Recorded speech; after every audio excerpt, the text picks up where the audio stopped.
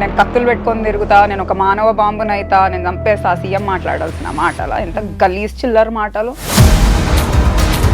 భూపాల్ రెడ్డిని, మా నాన్నగారిని బండకేసి కొట్టాలి అది ఇది అని చెప్పి అట్లా మాట్లాడే. మా నాన్నని అంటే నేను ఊరుకోను. రేవంత్ రెడ్డితో మీకు పర్సనల్ ఇష్యూస్ ఏమైనా ఉన్నాయా? ఎందుకు అంతలా తిడుతున్నారు తను? కేసీఆర్ ఫ్యామిలీ చచ్చిపోతే, కేటీఆర్ని చంపేస్తే, అది ఏంది ఆయన మాటలేంది, ఆయన అసలు భాష ఏంది? అంటే ఒక కబ్జా రైల్లాగా ఇట్లాంటి ముద్దలు తనపైన వేసినప్పుడు మీలో ఈ ఫైర్ పుట్టుకొచ్చిందేమో నాకు డౌట్ వస్తుంది. దీనికి మీరు ఏమంటారు? 1500 ఎకరాలు అంటున్నారు, భూ కబ్జా అంటున్నారు, ఇష్టం ఉన్నట్లు మాట్లాడుతున్నారు. అమ్మని, అక్కని, చెల్లిని ఇట్లాంటివే వస్తున్నాయి. అంటే మీ బీఆర్ఎస్ పార్టీ ఉన్నప్పుడు వాళ్ళు గాడిదలు కాసారా, వాళ్ళు గుర్రాలను కాసారా, వాళ్ళు గుర్రాలకి పళ్ళు తోముతున్నారా? గుడ్లు వీక్తా, గోటీలాడుతా, తొడ. అంటే ఇప్పుడు కేసీఆర్ తను మాట్లాడతాడు, ఇదే సామెతలు మాట్లాడటం, తిట్టడం జరుగుతుంది. కేటీఆర్ మాట్లాడతాడు, నేను కూడా అదే పందాలో వెళ్తే బాగుంటుంది, నేను కూడా హైప్ అవ్వచ్చు అని చెప్పేసి ఛానల్ అన్నింటిలోకి వచ్చి మీరు ఇట్లా మాట్లాడుతున్నారని మేము అనుకోవచ్చా? మంచి చేస్తా, మంచి చేస్తున్నావు రాబాయ్ అని చెప్తాను.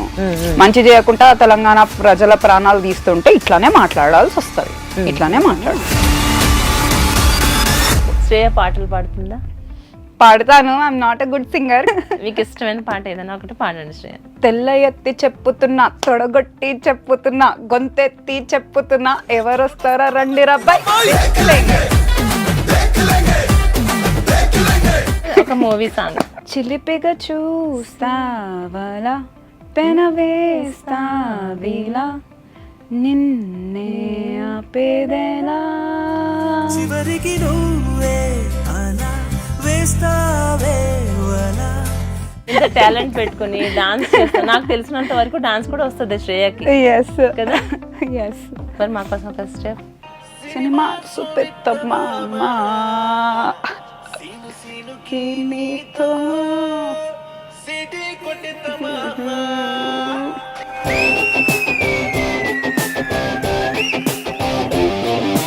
ఎన్నో రకాల దాడులు జరుగుతున్నాయి, మానభంగాలు జరుగుతున్నాయి.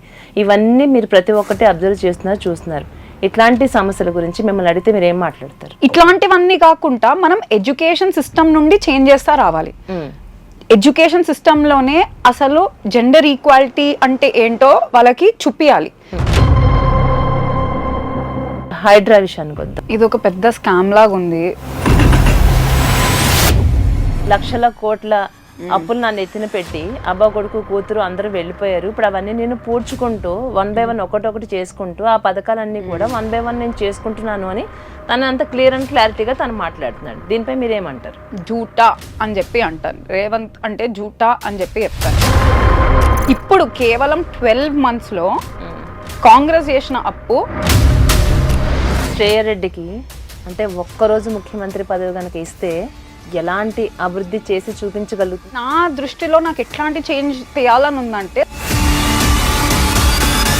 నమస్తే, welcome to V5 news leader. ఇవాళ మన లీడర్ ఒక స్పెషల్ లీడర్, ఒక ఫైర్ బ్రాండ్.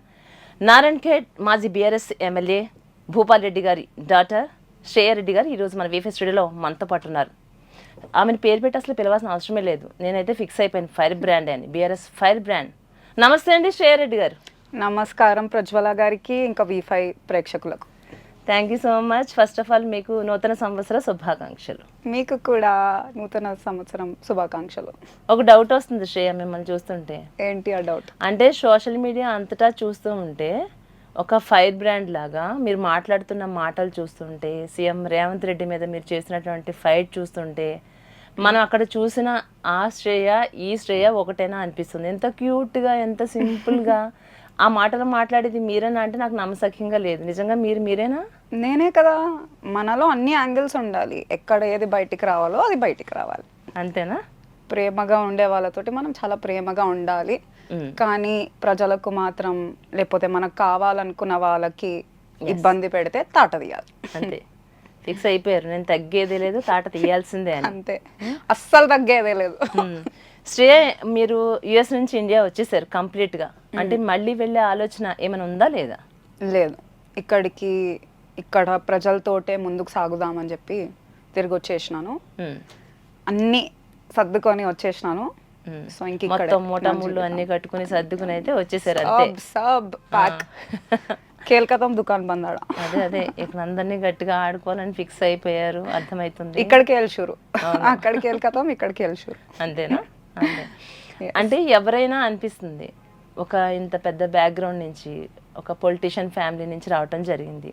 తాతగారు ఒక పొలిటీషియన్, తండ్రి గారు పొలిటీషియన్, మీ పెదనాన్నగారు పొలిటీషియన్. అంటే ఓవరాల్ గా చూసుకుంటే కుటుంబ నేపథ్యం కంప్లీట్ గా ఒక పొలిటికల్ లైఫ్ లోంచి మీరు వచ్చారు. అంటే మీ బ్లడ్ లోనే అది ఉంది కాబట్టి ఇంత ఫైర్ అవ్వటం, ఇంత ఫైర్ బ్రాండ్ కనిపించడం, ప్రతి ఒక్క విషయం మీద రాజకీయ పరంగా చూసుకుంటే ఎంత అవగాహన కనిపిస్తూ ఉంది. అంటే ఇంత చిన్న ఏజ్, మీ ఏజ్ 28 years, ఇంత చిన్న ఏజ్లో ఎలా ఆలోచిస్తారు ఎవరైనా? ఇప్పుడు అవుట్ ఆఫ్ కంట్రీ వెళ్ళారు మీరు, అక్కడ హ్యాపీ లైఫ్ని లీడ్ చేయొచ్చు, ఎంజాయ్ చేయొచ్చు, ఇంత మంచిగా ఉండొచ్చు. కానీ మీ ఆలోచన విధానం చూస్తూ ఉంటే ఒక మెచ్యూర్డ్ పర్సన్ ఏ విధంగా అయితే ఆలోచిస్తారో, పొలిటికల్గా ఒక పొలిటీషియన్, ఒక 10-15 years ఎక్స్పీరియన్స్ ఉన్నటువంటి వ్యక్తులు ఏ విధంగా అయితే మాట్లాడుతున్నారో అంత అలా ఆ విధంగా మాట్లాడగలుగుతున్నారు మీరు. అంటే ఇది మొట్టమొదటి నుంచి, చిన్నతనం నుంచి మీలో ఈ ఫైర్ ఉందా? సో మీరు చాలా మంచిగా అడిగినారు, చాలా వివరించి కంపాక్ట్గా మంచిగా అడిగినారు. Thank you. సో డెఫినెట్లీ చిన్నప్పటి నుంచి నాది కొంచెం ముడుకు రక్తమే. తెలంగాణ ఉద్యమం సమయంలో అయినా మా స్కూల్లో అందరూ ఒకవైపు ఉంటే నేను ఒకవైపు ఉండి తెలంగాణ తరపున మాట్లాడేదాన్ని. అప్పటి నుండే, చిన్నప్పటి నుంచి అందరూ అనేవాళ్ళు తెలంగాణ రాదు అని. చూసుకోండి వస్తుంది, సవాల్ ఇస్తున్నా అని చెప్పి ఆ కాలంలోనే చెప్పేదాన్ని. నాన్న నాకు ఇవన్నీ చెప్పేవాళ్ళు, ఫ్యాక్ట్స్ అన్ని డేటాతో చెప్పేవాళ్ళు. ఇట్లా మనకి ఇబ్బంది అవుతుంది, తెలంగాణ వాళ్ళు ఇట్లా మోసపోతున్నారు, ఇక్కడ మనకు జాబ్స్ వస్తలేదు, ఇవన్నీ నాకు వివరించి చిన్న ఉన్నప్పటి నుంచే చెప్పేవాళ్ళు. సో పెరగడం, మనం ఆ వాతావరణంలో పెరిగినప్పుడు మనం అన్నీ చూసుంటాం. పోట్లాటలు, ఇబ్బందులు, కింద పడిపోవడం, దులుపుకోవడం, మళ్ళీ లేవ్వడం, ధైర్యంగా ముందుకెళ్ళడం, ఇవన్నీ చూసుంటాం. సో డెఫినెట్లీ జీన్స్లో ఏదో ఉంది, వచ్చింది ఏదో ఉంది. ఇంకా మనం కూడా కష్టపడ్డాం అట్లానే. విత్ ద సేమ్ టైం జీవితంలో ఎన్నో చూసినవి ఉన్నాయి. బయటికి వెళ్ళి బయట కంట్రీలో కష్టపడడం, డిసిప్లిన్ అనేది నేర్చుకోవడం, లేకపోతే ఇంట్లో అయినా కుటుంబ సమస్యలైనా అదైనా ఏదైనా. రాజకీయ కుటుంబం అంటే చాలా ఈజీగా ఉంటుంది అనుకుంటారు బయట వాళ్ళకి తెలియక, రైట్? కానీ రాజకీయంలో ఉండడం నా ప్రకారం అన్నిటికంటే చాలా కష్టమైన టఫ్ జాబ్ అనే చెప్పచ్చు. జాబ్. ఫ్యామిలీలో నాన్నగారు ఎప్పుడు బిజీగానే ఉండేవాళ్ళు, అన్నీ సొంతంగా చేసుకోవడం అనేది అలవాటు అయిపోయింది. ఎక్కడ వెళ్ళినా సొంతంగా పనులు చేసుకోవడం అనేది అలవాటు అయిపోయింది. ఇండిపెండెన్స్ అనేది అలవాటు అయిపోయింది. ఇంకా చాలా మంచి పని చేసిన, నన్ను చాలా విద్యల్లో జాయిన్ చేసిండ్రు చిన్నప్పటి నుండి. సో ఏదేమైనా ఓటమిని ఎదుర్కొనే శక్తి ఉన్నప్పుడు, మన మారల్స్ వాల్యూస్ రైట్ ఉన్నప్పుడు మనం దేనికి భయపడం. అప్పుడేంది మంచి చదువుతాము. ఇంకా నాన్నగారు చిన్న ఉన్నప్పటి నుంచి చెప్పేవాళ్ళు, అదంతా కాదు, మొదట నీకు ఉండాల్సింది సర్వీస్ ఓరియంటెడ్ మైండ్ సెట్ ఉండాలి. ఏం చేస్తాం మనం, ప్రజలకు ఏం చేయగలుగుతాము. మా నాన్నగారు చిన్న ఉన్నప్పుడు నేషనల్ అవార్డ్ వచ్చిండే అనమాట సోషల్ సర్వీస్లో. సో ఎప్పుడు ఇట్లాంటి వాల్యూస్ అన్నీ చెప్తా ఉంటారు.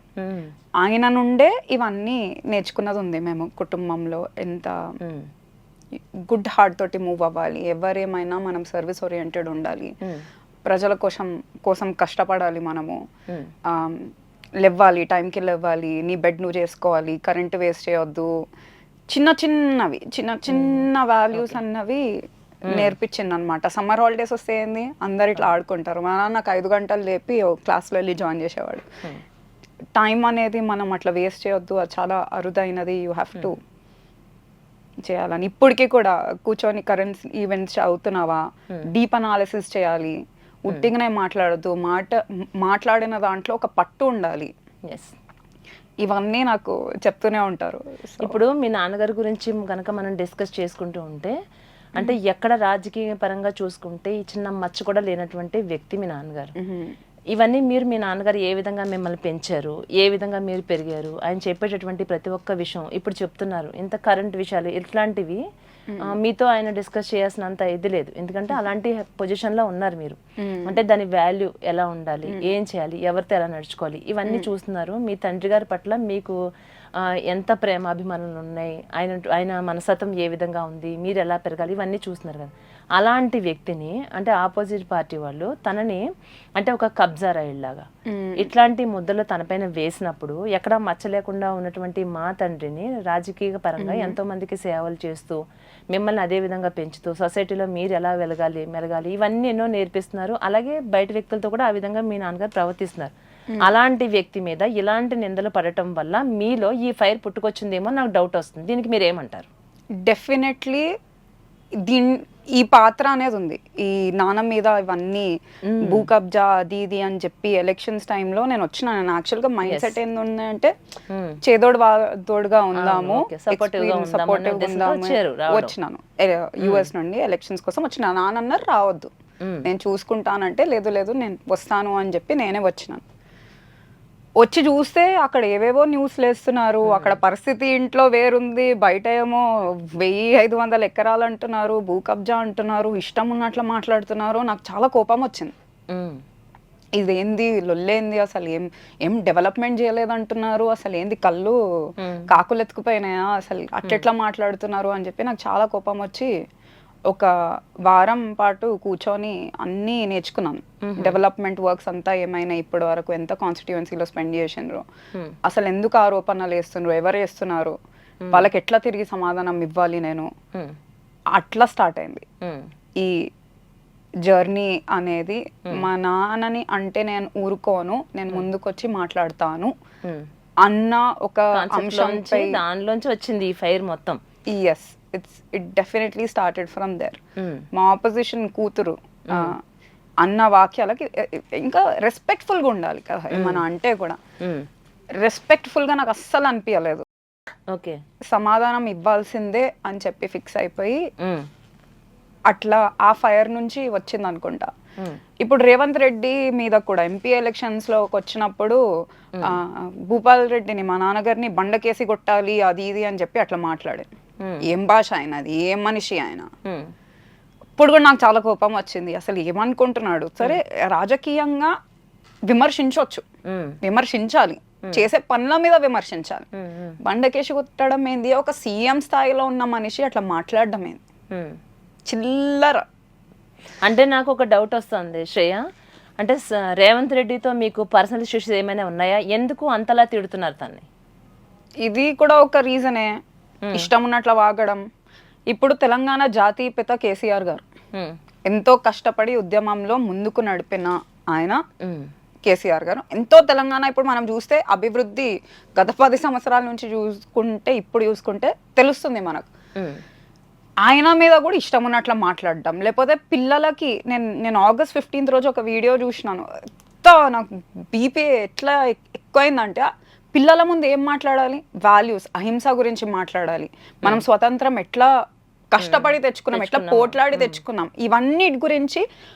ఫస్ట్ ముఖ్యమంత్రి అంటే important person, it's the first citizen of the state.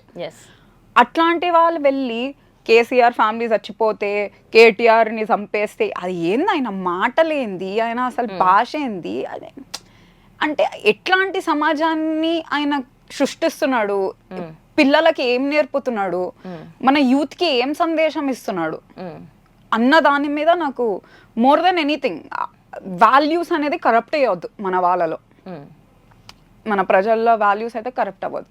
So I feel ఆయన ఉంటే ఎకనామిక్లీ ఎట్లా బ్యాక్వర్డ్ అవుతున్నాం, మనస్తత్వం కూడా పాడైపోద్దు మన వాళ్ళది. అక్కడ నాకు ఇంకెక్కువ కోపం ఉంది ఆయన మీద.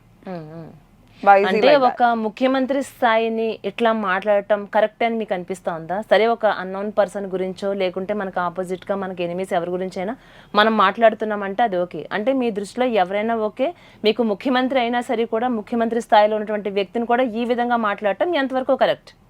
ముఖ్యమంత్రి స్థాయిలో ఉండి అట్లా మాట్లాడొద్దు. ఎవరైనా కూడా ఏమైనా వ్యక్తం చేయాలనుకుంటే వాళ్ళ అమ్మ, ఇప్పుడు ఏం ప్రజలను కూడా చూస్తుంటే అమ్మని, అక్కని, చెల్లిని ఇట్లాంటివే వస్తున్నాయి పదాలు, ఇంకేం వస్తలేవు ఎవరి నోటి నుండి.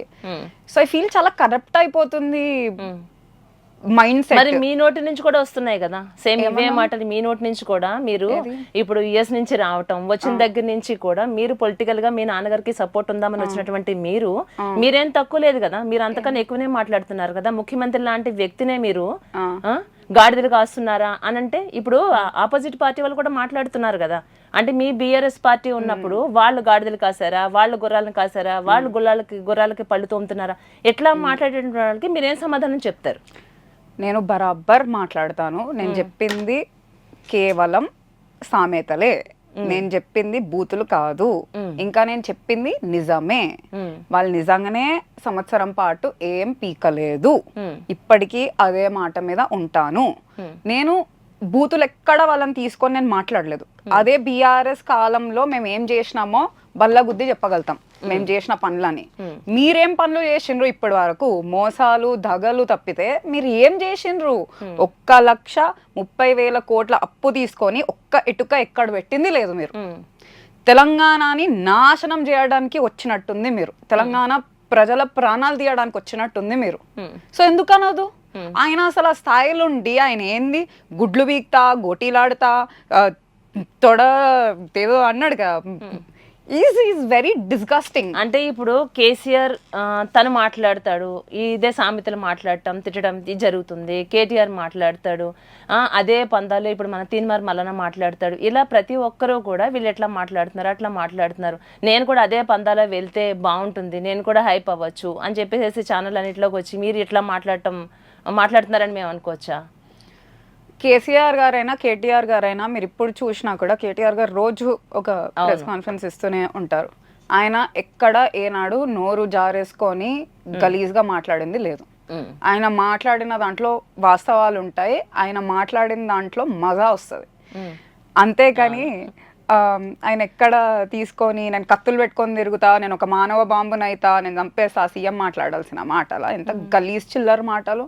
అట్లాంటి మాటలు ఎప్పుడు మా పార్టీ నాయకులు ఒక లక్ష్మణ రేఖ ఉంటుంది, దాన్ని దాటొద్దు. సో దాన్ని దాటనంత వరకు విమర్శించే వరకు పర్లేదు. ఓకే, అది బండకేసి ఇవన్నీ వాయిలెన్స్ తోటి సంబంధించినవి ఉంది. You can't be violent towards some one. You can't like say I'll kill that person. నేను చంపేస్తానా అని చెప్పి అనడం విమర్శ కాదు, అదొక అటాక్ చేయొద్దు. ఏం చేస్తలేవు, ఏం పని చేత కాకుండా ఉన్నావు అని చెప్పి చెప్తున్నాం. అది నిజమే కదా, నిజంగా ఏం చేస్తలేరు అని చెప్తున్నాం. నిజం చెప్తే ఎందుకు అంత తప్పు? నేను మాట్లాడిన దాంట్లో తప్పేం లేదు. అంటే తిడుతున్నారు, బూతులు తిడుతున్నారు అని కాదు, ఈ తిట్టడం అనే కాన్సెప్ట్ తోనే రాజకీయం అంటేనే తిట్టడం. రావడంతో యుఎస్ నుంచి ఇండియాకి రావడంతో అంటే రాజకీయాల్లో నేను రాజకీయాల్లో అడుగు పెట్టాలి అంటే నేను కూడా ఈ తిట్ల కాన్సెప్ట్ లో వెళ్తేనే నేను త్వరగా క్లిక్ అవుతాను, నేను త్వరగా ముందుకు వెళ్ళగలుగుతాను అనే కాన్సెప్ట్ ఏమైనా మీ మైండ్ లో ఉందా అంటున్నా? అస్సలు లేదు. నేను అలాగ ఉంటున్నాను. నేను తిడుతున్నట్లా నాకు ఎక్కడ నా లోపల భావం లేదు. నేను నిజం మాట్లాడుతున్నా అనే దాంట్లోనే ముందుకెళ్తున్నాను. మంచి చేస్తే మంచి చేస్తున్నావు రాబాయ్ అని చెప్తాను. మంచి చేయకుండా తెలంగాణ ప్రజల ప్రాణాలు తీస్తుంటే ఇట్లానే మాట్లాడాల్సి వస్తుంది. ఇట్లానే మాట్లాడతాను. బరాబర్ శ్రేయారెడ్డి ఇట్లానే మాట్లాడతాను. బరాబర్ ఇంతే ఉంటా నేను, తగ్గేదేలే. తెలుస్తా ఉంది మీరు ఎక్కడా తగ్గేది లేదు అంటుంటే అర్థమవుతుంది, దగ్గరనే తెలుస్తుంది. శ్రేయ చెప్పండి, అంటే ఇప్పుడు మనం గత ప్రభుత్వం చూసుకున్నా ఈ ప్రభుత్వం చూసుకున్నా ఎన్ని ప్రభుత్వాలు మారుతున్నా కూడా మహిళల పట్ల జరిగేటటువంటి అఘాయిత్యాలే కావచ్చు, ఇవన్నీ ప్రతి ఒక్కటి ఇప్పటికీ కొనసాగుతూనే ఉన్నాయి. మనం చూస్తూనే ఉన్నాం, ఎన్నో రకాల దాడులు జరుగుతున్నాయి, మానభంగాలు జరుగుతున్నాయి. ఇవన్నీ మీరు ప్రతి ఒక్కటి అబ్జర్వ్ చూస్తున్నారు. ఇట్లాంటి సమస్యల గురించి మిమ్మల్ని అడిగితే మీరు ఏం మాట్లాడతారు? ఖచ్చితంగా ఇప్పుడు కేసెస్ అనేవి ఎక్కువైపోయినాయి కంపేర్ టు లాస్ట్ ఇయర్. గత కొన్ని సంవత్సరాలతోటి కంపేర్ చేసుకుంటే ఇప్పుడు కేసెస్ 33% పెరిగింది మన తెలంగాణలో. దాంట్లో 80% కేసులు మన మహిళల మీద, ఎస్సీ ఇంకా ఎస్టీస్ కేసెస్ అనేవి ఎక్కువైనాయి. మహిళలని దృష్టి పెట్టుకొని చూస్తే ఎక్కడ చూసినా మనం దేశవ్యాప్తంగా అయినా ఎక్కడైనా, నిన్ననే సిఎంఆర్ కాలేజ్లో రికార్డ్ చేసిండ్రు, ఎవరో క్యాంటీన్ స్టాఫ్ రికార్డ్ చేసిండ్రు. గలీజ్ క్రైమ్స్ అనేవి అవుతున్నాయి మహిళల మీద. నా మీదనే అటాక్ చేసిండ్రు. ఇదంతా ఏదేదో పెట్టి సోషల్ మీడియాలో క్యారెక్టర్ అసాసినేట్ చేయడానికి నన్నే ప్రయత్నించారు. నేను కేసేస్తే అది కూడా కనీసం పట్టించుకోలేరు, సైబర్ క్రైమ్లో కేసేస్తే. సో ఏంటంటే ఇది చాలా బాధాకరమైన విషయంకి ఎన్ని ప్రభుత్వాలు మారినా ఏదేమైనా కేసులు అయితే ఎక్కువ అవుతున్నాయి కానీ తక్కువ అవుతలేవు. డొమెస్టిక్ వైలెన్స్ కేసెస్ కూడా ఇంక్రీజ్లో ఉన్నాయి, సైబర్ ఫ్రాడ్ కేసెస్ అనేవి ఇంక్రీజ్లో ఉన్నాయి, మహిళల మన ఏమంటారు మార్ఫ్డ్ ఇమేజెస్ ఇవన్నీ కూడా ఎక్కువ సర్క్యులేట్ అవుతున్నాయి. ఇట్లాంటి కేసెస్ అన్నీ ఎక్కువ అవుతున్నాయి. సో అకార్డింగ్ టు మీ ఇప్పుడు మనకు లాస్ ఉన్నాయి, చాలానే లాస్ ఉన్నాయి which are protecting women. Like for example rape law case అనేది ఉంది, కానీ rape conviction rate is less than 90%. అంటే 90% కంటే తక్కువ రేపిస్ట్ని శిక్షించడం. ఇప్పుడు నేను అడుగుతానండి మీకు, ఇఫ్ రేప్ అయితే ఎవరైనా మహిళకైనా అసలు నెక్స్ట్ స్టెప్స్ ఏందో మీకు తెలుసా? నెక్స్ట్ ఏం చేయాలో మీకు తెలుసా? రేప్ అయితే వెళ్తారు, కంప్లైంట్ చేసుకుంటారు, అంత అక్కడి నుంచి అది ప్రాసెస్ జరుగుతూ ఉంటుంది. కానీ మనకి కావాల్సింది అది కాదు, స్పాట్లో మనకి కావాలి. ఇప్పుడు ఈ ప్రజెంట్ మనం ఏం కోరుకుంటున్నాం, ఎవరికైనా ఒక అమ్మాయికి ఏదైనా అన్యాయం జరిగింది అన్నప్పుడు ఒక ఉమెన్గా యాజ్ ఉమెన్గా ఏం కోరుకుంటాం? ఇమీడియట్గా స్పాట్లో మనకి శిక్ష పడాలి, మనకి ప్రొటెక్షన్ కావాలి, ఇది మనం కోరుకుంటాం. కానీ ఏం జరుగుతుంది, 10-15 సంవత్సరాలు ఒక కేసు తిరుగుతూ ఉంటుంది.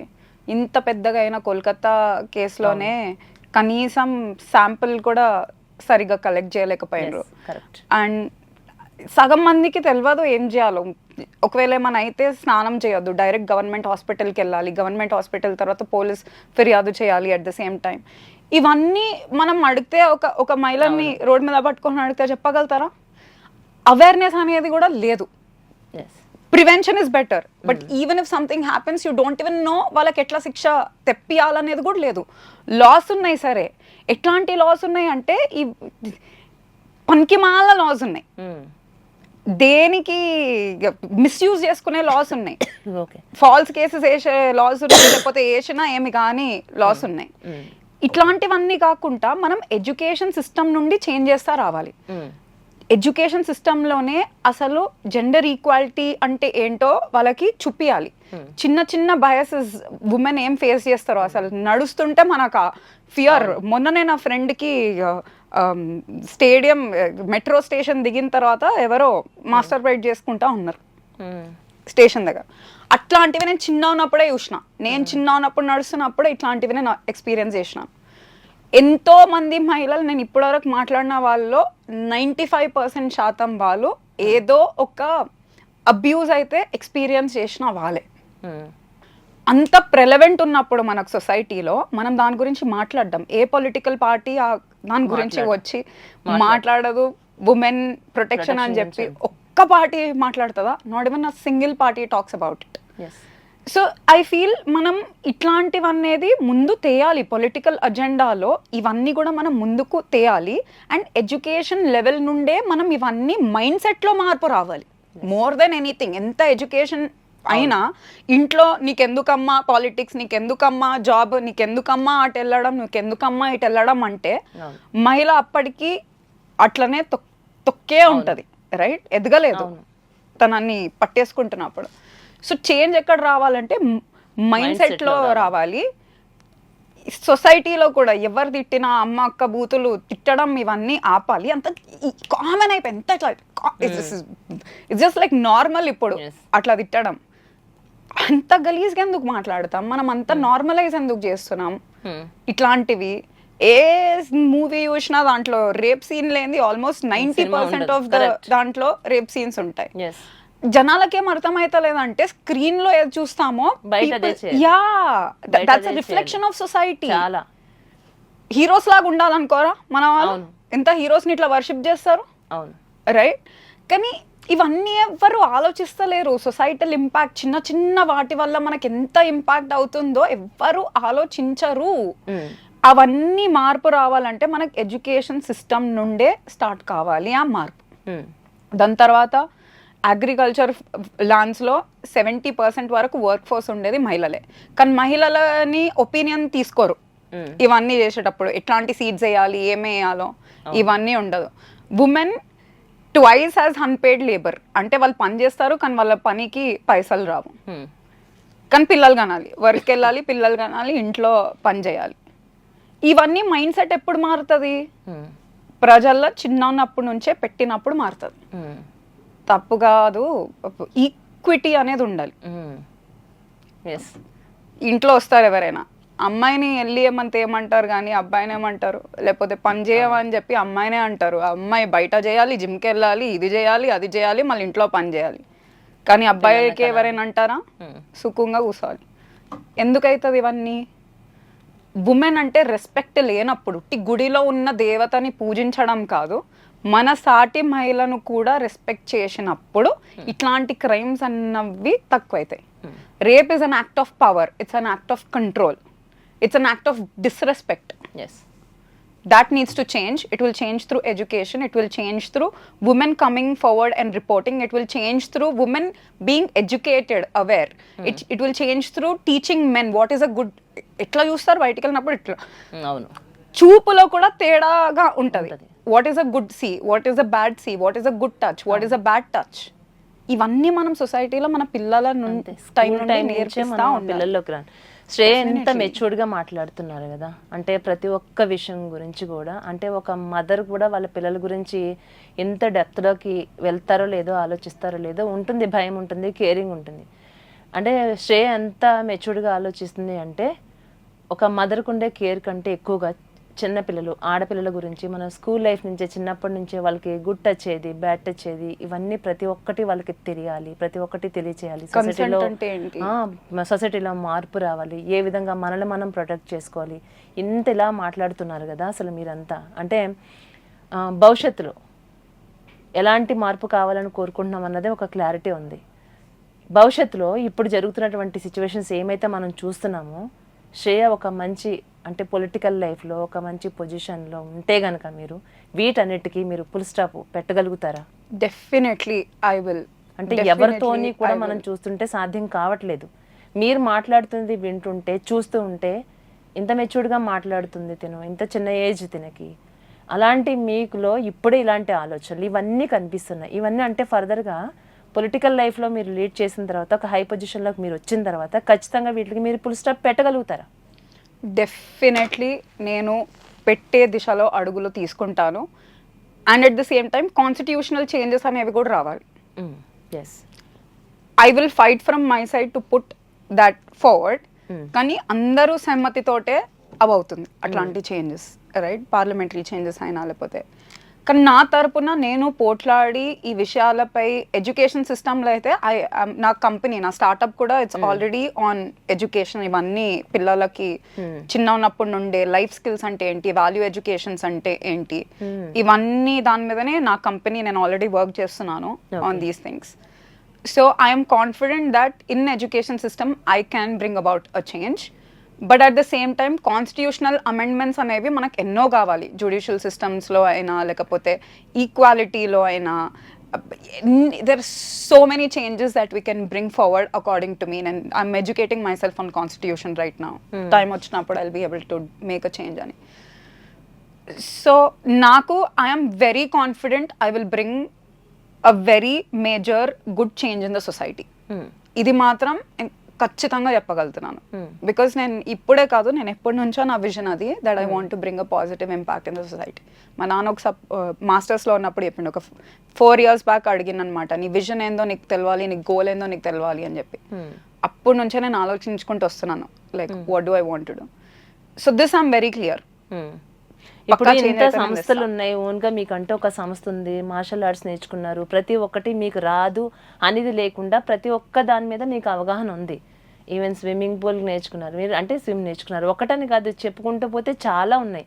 ఇన్ని నేర్చుకుని, ఇన్ని మీరు అంతా ట్రైన్ అయిపోయి ఇవంతా నేర్చుకుని కంప్లీట్గా వాటన్నిటిని వదిలిపెట్టినట్టే చెప్పుకోవాలి. ఇప్పుడు మేము అవన్నీ పక్కన పెట్టేసేసి కంప్లీట్గా ఇటువైపు ఎందుకు వచ్చేసారు మీరు?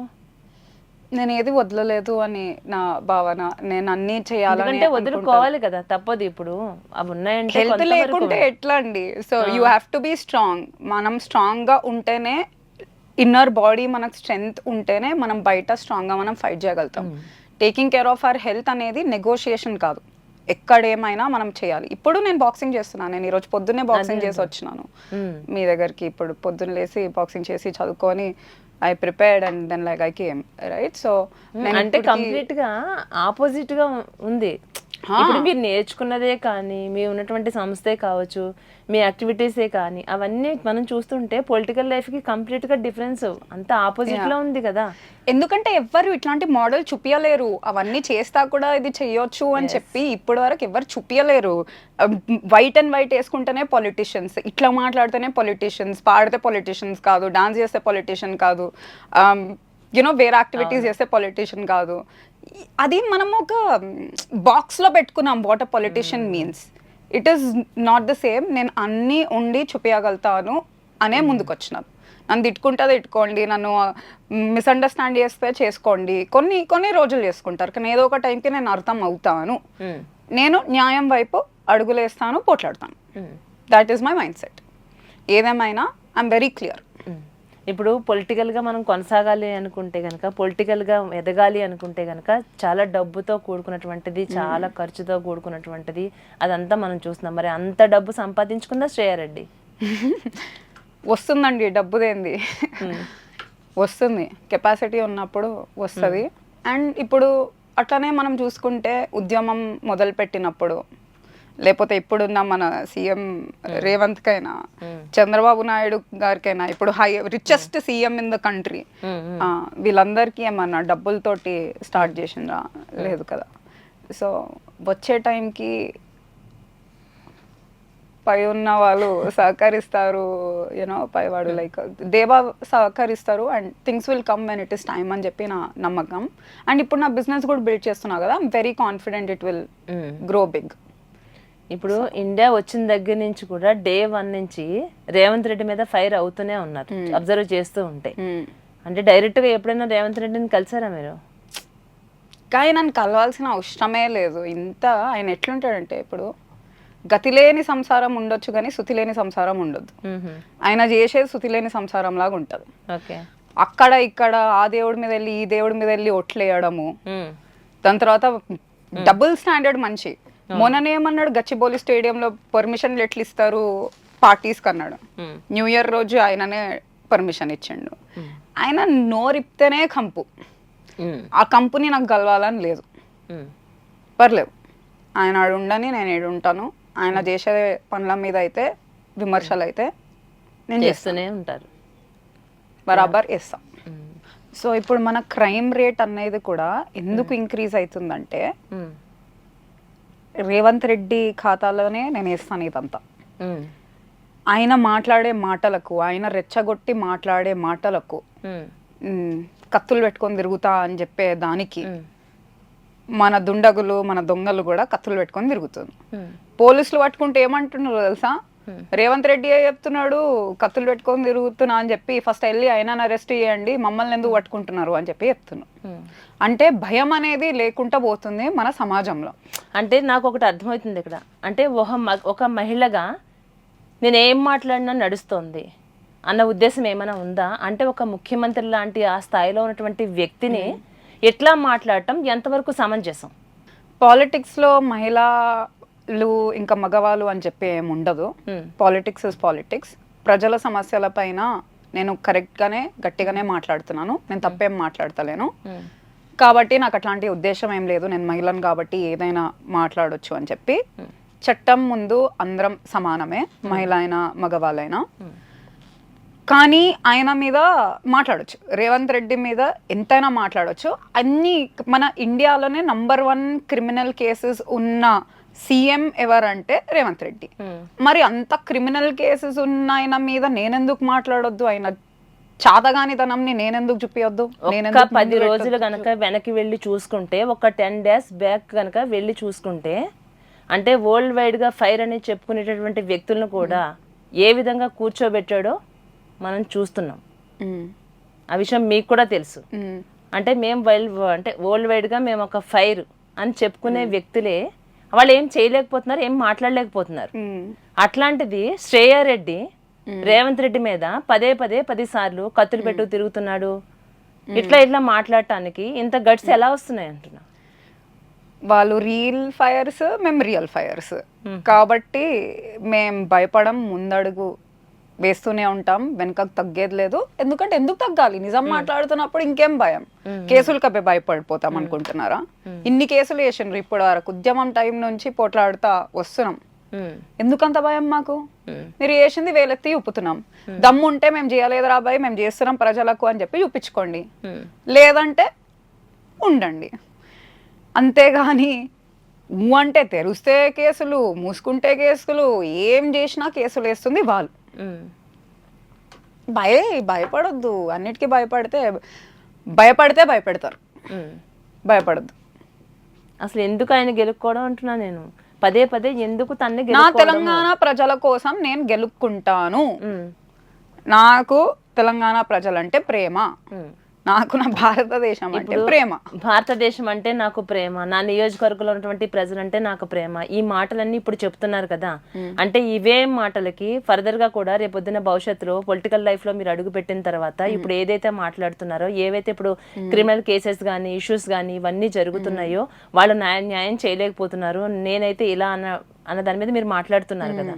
100% మీ ప్రజల కోసం మీరు నిలబడటం, మీ ప్రజల కోసం మీరు న్యాయం చేయటం, ఎక్కడైనా అన్యాయం జరిగితే మీరు భవిష్యత్తులో కూడా ఇప్పుడు ఎలా అయితే మాట్లాడుతున్నారో అదే విధంగా, అదే తీరుగా మీరు ప్రజల పట్ల ఇదే విధంగా నడుచుకుంటారా? ఖచ్చితంగా నడుచుకుంటా. నాకు ప్రామిస్ చేయండి. పక్కా promise. I will always stand by the people. అదొక్కటి మాత్రం నేను ఎప్పుడు కాంప్రమైజ్ కాలేను. ఎందుకంటే అది కాంప్రమైజ్ అయితే నాకు నేను మిగిలను. నాకేం మిగిలిపోతే ఇంకా ఈ బతికెందుకు కదా. ఎందుకంటే ఇది ఈ రోజున మీ ఎమోషనల్ చూస్తుంటే నేను అనుకున్నాను, వేరే ఏదైనా మాట్లాడితే సరే ఏదైనా మాట్లాడతారు, మాటకు మాట సమాధానం చెప్తారు. నేను ఒక ప్రామిస్ చేయమన్నాను, నీ ప్రజల కోసం కానీ, నీ నియోజకవర్గం ప్రజల కోసం కానీ, నా తెలంగాణ బిడ్డల కోసం అని కానీ అని ఇంత గట్టిగా నేను మాట్లాడితే కూడా ఆ గట్స్ చూసారా ఎట్లా ఉన్నాయో. ప్రామిస్ చేయడానికి అన్నప్పుడు ఏదో తప్పించుకుని వెళ్ళే వాళ్ళని నేను చాలా మందిని చూశాను. కానీ ఒక్క సెకండ్ కూడా ఆలోచించుకోకుండా ప్రామిస్ చేయడానికి ముందుకు వచ్చారు చూడండి. అక్కడ నేను కూడా ఫిదా అయిపోయినా శ్రేయాని. I love you too. Because నేను చాలా క్లారిటీ తోటి ఉన్నానండి, నేను క్లారిటీ తోటే వచ్చినాను. ఏదేమైనా నేను నా వాల్యూస్ మాత్రం ఎప్పుడు పోవద్దు. ప్రజల కోసం నిజంగా నేను సర్వీస్ చేద్దామనే ఉద్దేశంతో వచ్చినాను, మంచి చేద్దామనే కోరికతోటే వచ్చినాను. లేకపోతే ఎందుకు వస్తాను ఇవన్నిట్లో ఆడొదిలేసి. సో ఏదేమైనా నేను కాంప్రమైజ్ అవ్వను. I will always stand by the people. నేను ఖచ్చితంగా మంచి చేసి చూపిస్తాను. నేను ఒక మహిళ ఇంతానం చేయగలుగుతుందా అన్నంత చప్పట్లు కొట్టించుకుంటాను. చాలా మహిళలకు ఇన్స్పిరేషన్గా ఉంటాను. చాలా మందిని చూస్తున్నాము పొలిటికల్ లైఫ్లో, వాళ్ళు మాట్లాడేది ఒకటి, చేసేది ఒకటి, అంతా ఈ రొచ్చులోకి అవసరమా అనిపిస్తుంది. వచ్చినప్పుడు మంచిగానే వస్తారు, మాట్లాడతారు, కానీ వాళ్ళు ఇక్కడ చెప్పే మాటలు ఒకటి ఉంటాయి, బయటకు వెళ్ళి చేసేటటువంటి ఒకటి ఉంటాయి. అంటే ఇప్పుడు నేను ప్రామిస్ చేయించుకుంది కూడా నాకు నీ పట్ల ఒక ఒపీనియన్ వచ్చింది, ఆ నమ్మకం కలిగింది. ఇది ప్రజలకు కూడా ఆ నమ్మకం కలిగితే ఖచ్చితంగా ఇలాంటి వాళ్ళని సపోర్ట్ చేస్తే గనక బంగారు భవిష్యత్తు ఏ విధంగా ఉండబోతుంది. ఆడపిల్లల విషయంలో కూడా నేను ఒక ప్రామిస్ చేస్తున్నాను, నాతో మాట్లాడు. చిన్న పిల్లల గురించి తల్లి కన్నా ఎక్కువగా ఆలోచించడం ఉంది చూడు. ఇలాంటి వాళ్ళే ముందుకు రావాలి. ఇలాంటి వాళ్ళు ముందుకు వస్తే అంటే సొసైటీ ఎంత మారుతుంది, ఎంత క్రైమ్ రేట్ తగ్గుతుంది. ప్రభుత్వాలు మారుతాయి, అందరూ పర్సన్స్ మారుతూ ఉంటారు. ఈ రోజు ఒకరు ఉంటారు, రేపు పొద్దున ఇంకొక ప్రభుత్వం వస్తుంది. కానీ ఇవన్నీ ఎప్పుడు జరుగుతూనే ఉంటున్నాయి. కాకుంటే మీకేంటంటే ఇంకాస్త మనకు ఎక్కువగా కనిపిస్తున్నాయి. అవి జరిగినప్పుడు ఆ పొజిషన్లో వాళ్ళు ఉన్నప్పుడు వాళ్ళని ఎవరైనా ప్రశ్నిస్తాం. అదే పని నువ్వు చేస్తున్నావు అని అయితే నాకు అనిపిస్తుంది. అలాగే చాలా విషయాల మీద మాట్లాడాలనే అనిపిస్తుంది. ఎందుకంటే డిస్కస్ చేస్తూ ఉంటే మనం ఒక దాని గురించి మాట్లాడుతుంటే ఇంకొక టాపిక్ గుర్తొస్తూనే ఉంది. అలాగే నెక్స్ట్ మనం చూసుకుంటే ఇంకా హైడ్రా విషయానికి వద్దాం. ఈ హైడ్రా విషయానికి వస్తే కూడా అంటే ఇప్పుడు ప్రజల్లో ఏం మాట్లాడుతున్నారు అంటే అందరికీ సమన్యాయం జరగడం లేదు. అంటే మధ్యతరగతి వాళ్ళని వాళ్ళ విషయంలో వాళ్ళకి అన్యాయం జరుగుతుంది అంటున్నారు. కొన్ని సందర్భాల్లో చూస్తుంటే రెండు సమానంగానే చేసుకుని వెళ్తున్నారు కదా అనిపిస్తుంది. ఇక్కడ ఈ విషయానికి వస్తే, హైడ్రా విషయానికి వస్తే నీ ఒపీనియన్ ఏంటి? ఇది ఒక పెద్ద స్కామ్ లాగా ఉంది హైడ్రా అనేది. సొంత గేమ్స్ కోసం అని చెప్పి, అంటే రేవంత్ రెడ్డి కుటుంబం గేమ్స్ కోసం అని చెప్పి చేసిన పనిలాగుంది. ప్రభుత్వంకి ఆదాయం తగ్గేలాగా, ప్రజలని నొప్పి పరిచి వాళ్ళ ఇల్లులను కూలగొట్టుకొని అంటే నిజంగా ఉద్దేశం లేక్స్ రిజువినేషనే అయితే ఒక ప్రణాళికతోటి అనేది ముందుకెళ్ళాలి. ఒక ప్రాపర్ పకడ్బందీ ప్లాన్ వేసుకొని ఏం చేయాలో అని చెప్పి ముందుకెళ్ళాలి. ఆడ బఫర్ జోన్ ఏందో కూడా మ్యాప్ సరిగ్గా లేదు వాళ్ళకి. మళ్ళీ అట్లెట్లా వెళ్ళి కూల్స్తారు. ఇప్పుడు మొన్ననే అన్నారు రంగనాథన్ హైడ్రా కమిషనర్, ఆయన ఇల్లు కూడా బఫర్ జోన్లోనే ఉంది అని చెప్పి బయటకు వచ్చింది. ఇది ఎక్కడ న్యాయం, ఇది ఎక్కడ న్యాయం? పాపం వాళ్ళు ఏం చేయగలుగుతారు? చెప్పబెట్టకుండా సండేస్ రోజు వచ్చి కూల్వడం, ఎంత చిన్న పిల్లలకి కనీసం బ్యాగ్ తీసుకొని ఇవ్వకపోవడం, అది బ్యాగ్స్ కూడా తీసుకొని రాక్షస రాజ్యం లాగా ఉంది. ఇది ఏం చేయలేరనే కదా ఈ ధైర్యం అనేది వాళ్ళకి, ఏం చేయలేరనే కదా. సరే ఇదంతా అయిపోయింది, కూల్ అయింది అనుకున్నా. కాజాగూడలో మళ్ళీ ఈరోజు పొద్దుగాల రీల్ చూసినాను. ఒక ఆయన ఎంత ఇట్లా మాట్లాడలేకపోతున్నాడు. ఆయన ఆదాయమే డైరీ ఫామ్, ఒక 20 ఎద్దులు ఇవన్నీ ఉన్నాయి. అవిటిని కూడా ఇడ్చేసినారు, ఇడిచేసి షెడ్ కూలగొట్టినారు. అవి ఎక్కడ వెళ్ళిపోయినాయో నాకు తెలియదు. సో ఇక్కడ లైక్ మరి ఇంత మూర్ఖంగా చేయాల్సిన అవసరం ఏమొచ్చింది? నిజంగా మీకు ఇదే ఉంటే do it in a better way. వీళ్ళకి ఏమైనా ఇచ్చి చేసేది కరెక్టే గానీ చేసే పద్ధతి మాత్రం కరెక్ట్ కాదు. యా కరెక్ట్ కాదు. నిజంగానే రిజువినేషన్ చేయాలంటే ఫస్ట్ బఫర్ జోన్ ఏందో డిఫైన్ చేయండి. కోర్ట్ నుంచి ఫస్ట్ మీరు తెచ్చుకోండి, ఇది అని చెప్పి వాళ్ళకి నోటీస్ ఇవ్వండి, 30 days నోటీస్ ఇవ్వండి. మళ్ళీ డబ్బులున్న వాళ్ళది కూలుస్తుండ్రా? అనుమల తిరుపతి రెడ్డి అని చెప్పి చెప్పిండ్రు రేవంత్ గారి తమ్ముడిది. ఇప్పటి వరకు ఎప్పుడు వచ్చింది ఇది న్యూస్? 2 నెలలైనా అయి ఉంటది స్టార్టింగ్ లోనే, మనం స్టార్ట్ చేసినప్పుడే. ఏమైంది మరి? నోటీసులు ఇచ్చినామన్నారు, కులగొట్టినా. మళ్ళీ వీళ్ళది నోటీసులు ఏమి ఇవ్వకుండా రాత్రికి రాత్రే వచ్చి కూల్ చేయడము, పొద్దుగల తెల్లవారుజామున వచ్చి కూల్ చేయడం, ఇదేం న్యాయం?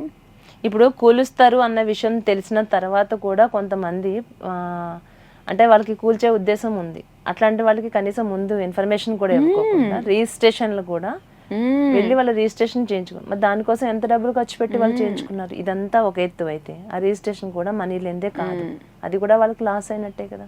మరి గవర్నమెంటే కదా ఇస్తుంది ఇవన్నీ రిజిస్ట్రేషన్. 1 day కన్నా ముందు రిజిస్ట్రేషన్ అయ్యి కూల్చిన ఇల్లు కూడా ఉన్నాయి. ప్రజలంతా కూడా మీకు ఎట్లుంటాయి అట్లా ఇంత కష్టపడి కూల్చే ఉద్దేశం ఉంది అన్నప్పుడు కూడా రిజిస్ట్రేషన్లు ఎలా చేశారు మీరు అని. మరి నాకేమనిపిస్తుంది అంటే ఇప్పుడు ఎంతో మంది ఫ్యామిలీస్ ఎన్నో సంవత్సరాలు కష్టపడి చెమటూడ్చి యూనో కూడగొట్టుకొని పెట్టి కొన్న ఇల్లులు, లేకపోతే కట్టుకున్న ఇల్లులు అవి. అవును, నో వాల్యూ ఫర్ దెమ్. ఇది మంచి పని చేయాలంటే అదే అంటున్నా. కాంగ్రెస్ ఇప్పుడు పరిపాలన ఎట్లుందంటే డిస్ట్రక్షన్, డైవర్షన్. హామీలు గోవిందా, ఏడవైన హామీలు. అసలు ఎవరైనా మాట్లాడుతున్నారు హామీల గురించి? లేవు. ఎంత చిల్లర అసలు ఈ మార్పు ఏందో, ఇట్లాంటి మార్పు కోసమా ఏడుస్తున్నారు అందరూ. కానీ అదొక ప్రొపగండాలో వెళ్ళి మార్పు కోసం కోరుకున్నట్లు నాకు అనిపిస్తుంది. లైక్ యూనో హామీలు అవన్నీ కూడా అడ్డగోలు హామీలు ఇచ్చిండ్రు, నిజంగా చేసే హామీలు ఇవ్వలేరు. దానికి ఎందుకు అంత మార్పు కావాలి? కానీ ఎట్లాంటి మార్పు కావాలో ఒక క్లారిటీ ఉండి ఓట్ వేయాలి. ఓకే మార్పు ఓకే మీకు కావాలనుకుంటే మీరు చేయాలి మార్పు, వద్దంటలేను. కానీ ఒక విజన్ తోటి ఉన్న పార్టీకి వేయండి, మీరు ఒక మంచి లీడర్కి వేయండి. ఏదో వచ్చిండు, ఏదో బూతులు తిట్టిండు, ఏదో అందరినీ ఇట్లా అర్పించిండు, అన్నీ ఇప్పుడే చేసేస్తా, December 9th రోజు అది చేసేస్తా, ఇది చేసేస్తా, అది ఇది అని చెప్పి నోటికి వచ్చినట్లా వాగడం, వీళ్ళేమో నమ్మేయడం. ఏందది? ఇప్పటికీ తెలియదా? ఇన్ని సంవత్సరాలు ఉందా పార్టీ? ఇప్పుడు పథకాల విషయానికి వస్తే పథకాలు ఏమి కూడా సక్సెస్ఫుల్ గా చేయలేకపోయారని మీరు అంటున్నారు.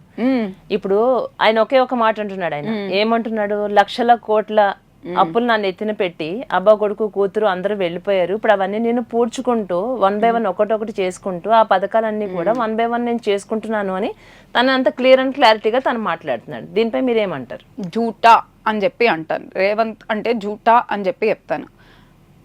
ఇప్పుడు 10 సంవత్సరాల్లో RBI అంటే రిజర్వ్ బ్యాంక్ ఆఫ్ ఇండియా, దానికి మించి మనం ఎవరిది లెక్కలు మనం తీసుకోలేం. రిజర్వ్ బ్యాంక్ ఆఫ్ ఇండియా ఏం చెప్పిందంటే 10 సంవత్సరాల్లో BRS పార్టీ తెలంగాణ గవర్నమెంట్ చేసిన అప్పు 4,26,00,000 రూపాయలు. వీళ్ళేం చెప్తున్నారంటే 7 లక్షల కోట్లు, ఐ మీన్ 4,26,00,000 కోట్లుగా. వీళ్ళేం చెప్పిందంటే 7 lakhs some crores అని చెప్పి చెప్పిండ్రు, అంటే మించి చెప్పిండ్రు. దానికి వస్తున్న వడ్డీ వీళ్ళు కడుతుంది కేవలం 26,000 కోట్లే.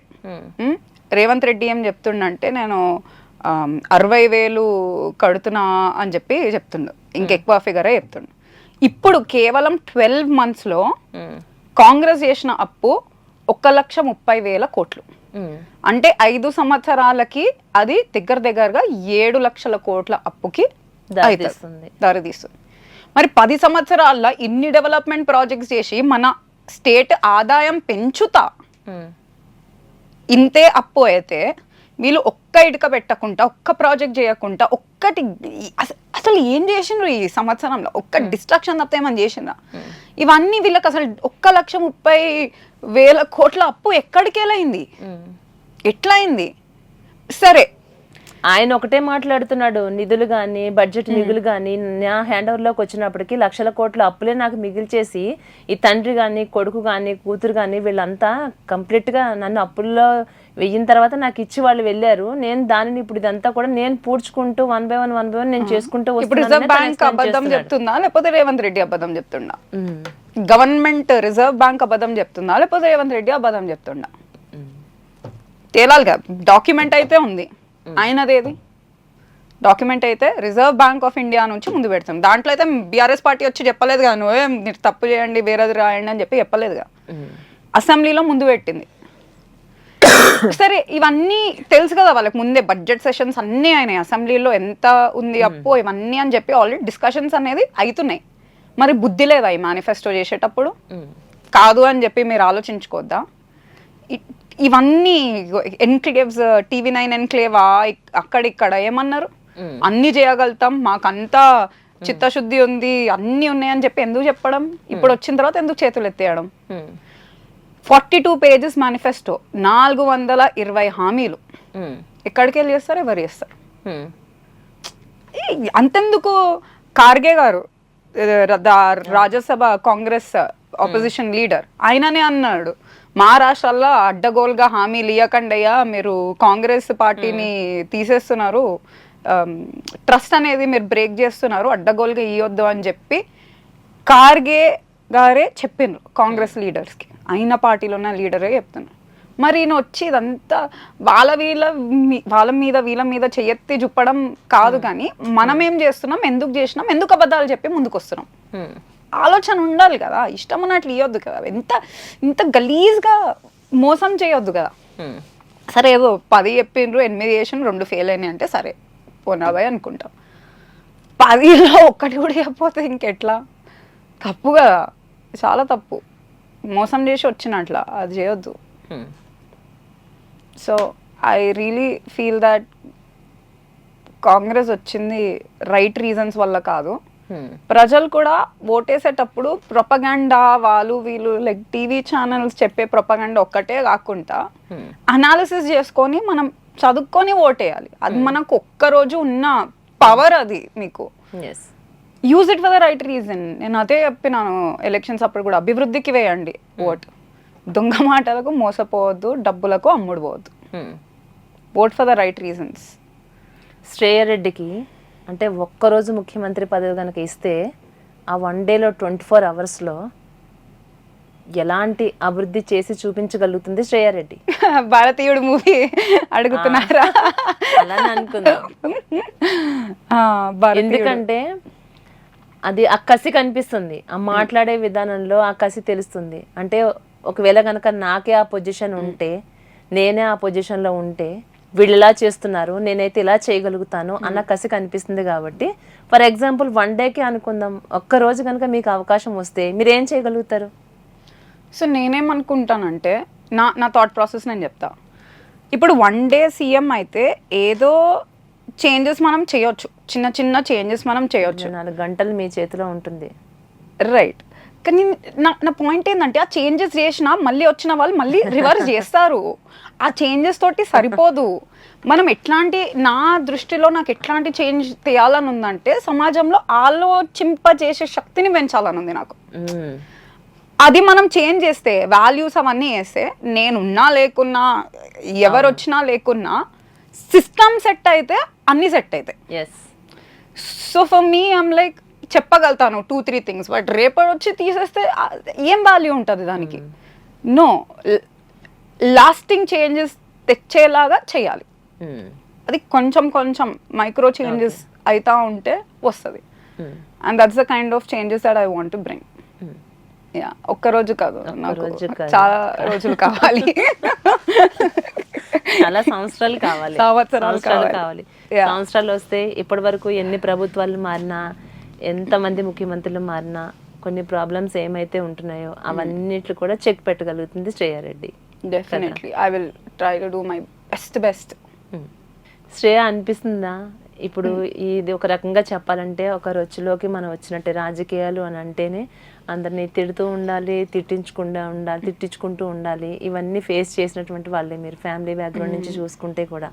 ఎప్పుడైనా ఇప్పుడు అనిపిస్తుందా, అంటే ఇప్పుడే ఒక రకంగా చెప్పాలంటే ఓనమాలు దీంట్లో అడుగులు పెడుతున్నారు, మీరు వెళ్ళడానికి సిద్ధమవుతున్నారు, ఇప్పుడే మీ మీద అన్ని రాళ్ళు పడుతూనే ఉంటాయి, స్టార్ట్ అవుతూనే ఉంటాయి మన మీద కదా? దీన్ని ఎట్లాంటి రాళ్ళు పడినా ఏమైనా సరే దీన్ని ముందుకు తీసుకొని నేను వెళ్ళాలి అని మీరు మెంటల్గా ఫిక్స్ అయిపోయారా? ఎస్, మనం ఎదుగుతున్నప్పుడే మన మీద రాయలు పడతాయి. అవును, మనం ఎదుగుతున్నామని అదే సైన్. అండ్ ఎన్నో చూసినాం, ఎన్నో చూస్తాము, ఇంకా గట్టిగానే వెళ్తాను, ముందుకెళ్తాను, ఏదేమైనా ముందుకంతే. డెసిషన్ తీసుకునే వరకే ఆ కన్ఫ్యూజన్. ఒక్కసారి డెసిషన్ తీసుకున్న తర్వాత ఇంకా మాట నేనే విన్నా, మాట నేనే, ఒక్కసారి కమిట్ అయితే నా మాట నేనే విన్నా.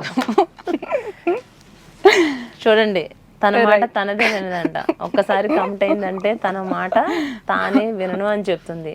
ఎంత జాలీగా ఉండే అమ్మాయి, ఎంత హ్యాపీగా కనిపిస్తుంది, ఎంత క్యూట్గా, ఎంత ముద్దుగా ఉండే శ్రేయ. నీ హ్యాబిట్స్ ఎలా ఉంటాయి? సినిమాలంటే ఇష్టమా? ఏం ఎక్కువ ఇష్టపడుతూ ఉంటాం?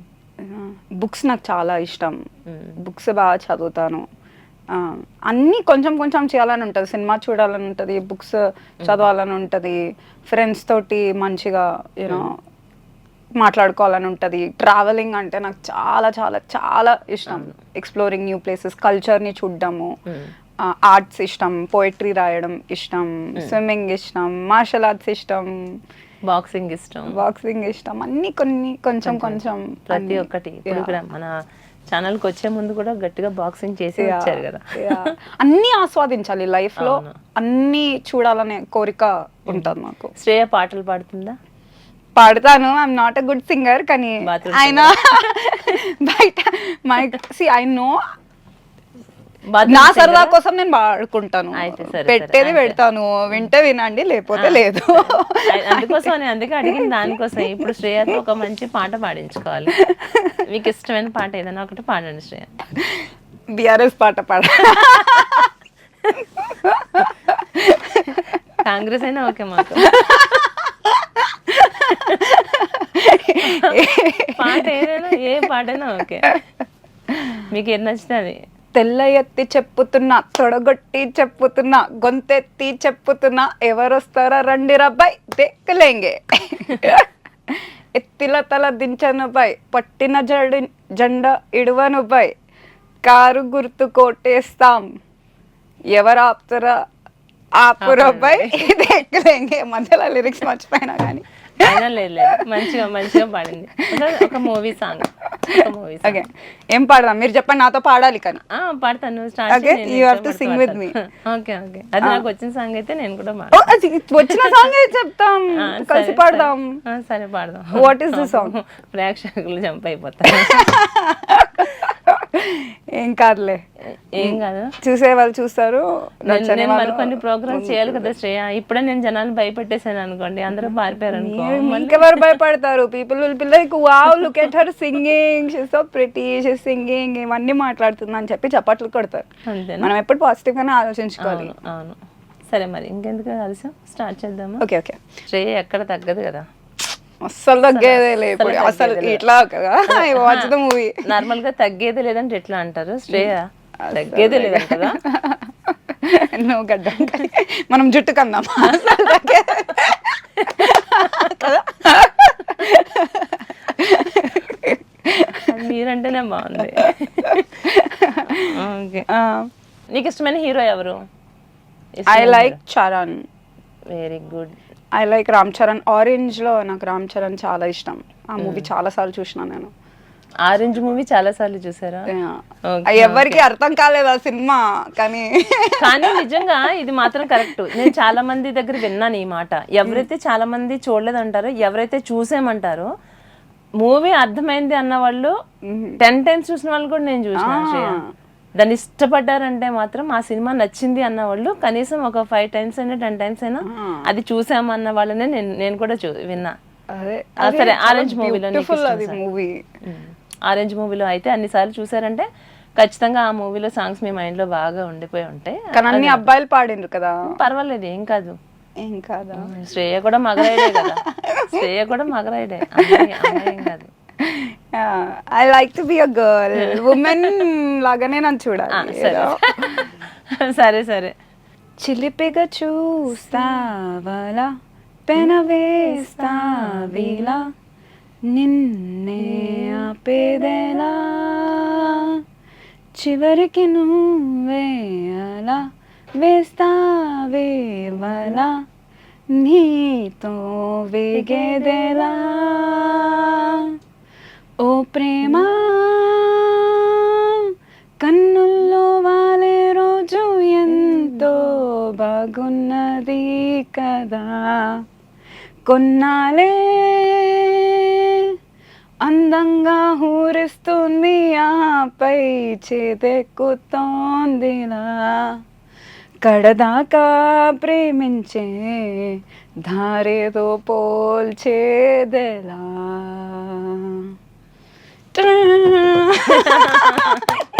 ఎంత క్యూట్ గా పాడుతున్నావు తెలుసా. ఇంత టాలెంట్ పెట్టుకుని డాన్స్ చేస్తా. నాకు తెలిసినంత వరకు డాన్స్ కూడా వస్తుంది శ్రేయకి కదా. టాలెంటెడ్ ఉంది శ్రేయ పిల్ల అసలు. ఇంత డాన్స్ ఎంత చక్కగా, ఎంత బాగా చేస్తున్నావు. సాంగ్స్ పాడరా అన్నాను, సాంగ్స్ అంత చక్కగా పాడు. సాంగ్స్ ని మించి డాన్స్ ఇంకా అదిరిపోతుంది. ఇన్ని టాలెంటెడ్, ఎంత టాలెంట్ పెట్టుకుని, సాధారణంగా ఇలాంటి టాలెంట్ ఉంది అంటే ఇండస్ట్రీ సైడ్ వైపే ఉంటాయి కళ్ళన్నీ, అటే వెళ్ళాలని ఆలోచిస్తారు. నీకెందుకు ఆ ఆలోచన రాలేదు? ఇష్టం ఉందా అసలు నీకు? యాక్టింగ్ అంటే ఇష్టం ఉందా? యాక్టింగ్ నాకు వచ్చో రాదో తెలియదు, కానీ ఇట్స్ నైస్ టు, అంటే పెద్ద స్క్రీన్ మీద మనల్ని మనం చూసుకోవడం బాగానే ఉంటుంది కదా. సో ఎందుకంటే ఏమో ఎప్పుడు ఆపర్చునిటీ, కరెక్ట్ ఆపర్చునిటీ రాలేదు, నేను కన్సిడర్ చేయలేదు, టైం సెట్ కాలేదు. మరి ఇప్పుడు కనుక నీకు, ఇప్పుడు మన షో ద్వారా, ఈ ప్రోగ్రామ్ ద్వారా కనుక నీకు అవకాశం వచ్చింది అనుకో, వెళ్తావా? మరి చేస్తావా? Why not? టైం కుదిరితే చేస్తాను. నో చెప్పొద్దు దేనికి. ఐ థింక్ లైక్ శ్రేయ అసలు చెప్పదు అందులో, ఎవరైనా చెప్తారేమో. శ్రేయ అస్సలు తగ్గేది అంతే కదా. రియల్లీ చాలా బాగా చేసావు. డాన్స్ అయితే ఎంత సూపర్ గా చేసావు అంటే, సాంగ్స్ చాలా బాగా పాడుతున్నావు, డాన్స్ ఇంకా బాగా చేస్తున్నావు, బాక్సింగ్ చేస్తున్నావు, స్విమ్మింగ్ చేస్తున్నావు, మళ్ళీ ఆర్ట్ వేస్తావు నువ్వు, పోయమ్స్, ఎన్ని మల్టీ టాలెంటెడ్ ఉంది. ఎంతమంది ఉన్నారు మీరు సిస్టర్స్? నువ్వు ఒక్కదానివేనా? మా అన్నయ్య, నేను. అన్నయ్య నువ్వే. అన్నయ్య ఏం చేస్తుంటారు? బిజినెస్ చేస్తూ ఉంటారు. ఓకే. కానీ ఇంట్లో పేరెంట్స్ సపోర్ట్ చాలా ఉంటుంది కదా నీకు? డౌట్గా లేదా? అంటే ఏ రకమైన సపోర్ట్? ఏదైనా. ఇప్పుడు ఇన్ని రకాలుగా నువ్వు అన్ని నేర్చుకోగలుగుతున్నావు, అట్లా డెఫినెట్లీ సపోర్ట్ ఉంటుంది. ఇప్పుడు పొలిటికల్ గా అయితే నీకు ఫుల్ ఫ్లెక్స్డ్ గా నీకు ఫాదర్ అయితే సపోర్ట్ చేస్తున్నారా, వద్దంటున్నారా, ఏమంటున్నారు అసలు? అంటే ఇప్పుడు అందరు ఫ్యామిలీస్ లో కొంచెం మహిళలు అంటే కొంచెం ఉంటుంది కదా, ఆడపిల్లలు అని చెప్పి. కానీ ఓవరాల్ అయితే యా, అంటే ఇప్పుడు ఈ ఇంటర్వ్యూకి నాన్నకే కాల్ చేసినట్లున్నారు, రైట్? సంతోష్ గారు. సో యా, అంటే ఇప్పుడు ఆయన రావద్దన్నారు, నేనే వచ్చేసినాను, వద్దన్నా, ఏదైనా ఇంకా ముందుకు అడిగేద్దాం అంతే. అంటే పొలిటికల్ గా డాడీ వద్దనే చెప్పారు. ఎందుకు రిస్క్, ఎందుకు ఇవన్నీ అవసరమా, ఇంత చిన్న వయసు మంచిగా ఎంజాయ్ చేస్తూ హ్యాపీగా ఉండే, పెళ్లి చేసుకో అమ్మా, లైఫ్ లో హ్యాపీగా ఉండమ్మా. పెళ్లి చేసి అంటారు కదా మరి ఇంట్లో.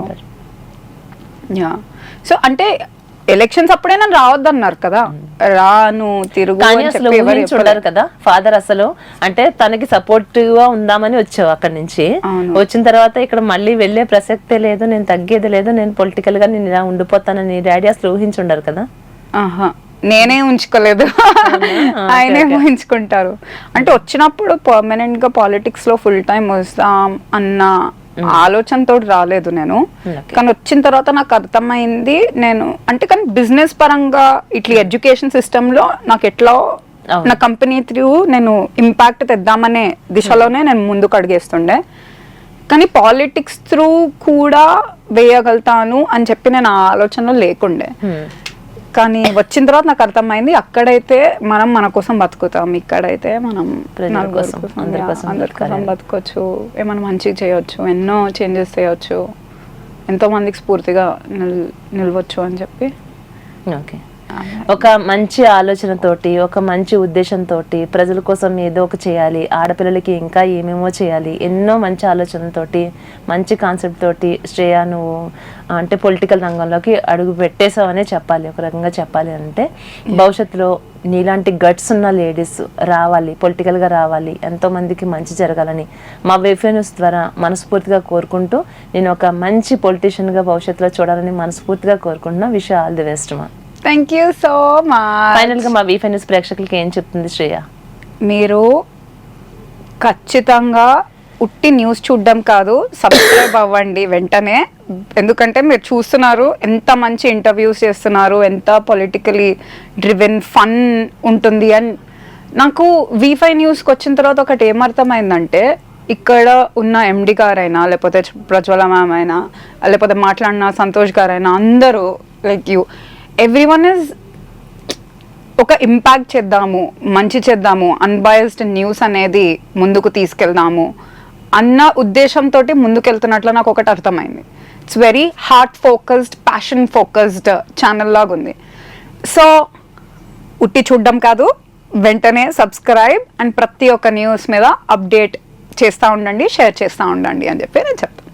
Thank you so much. Thank you మా.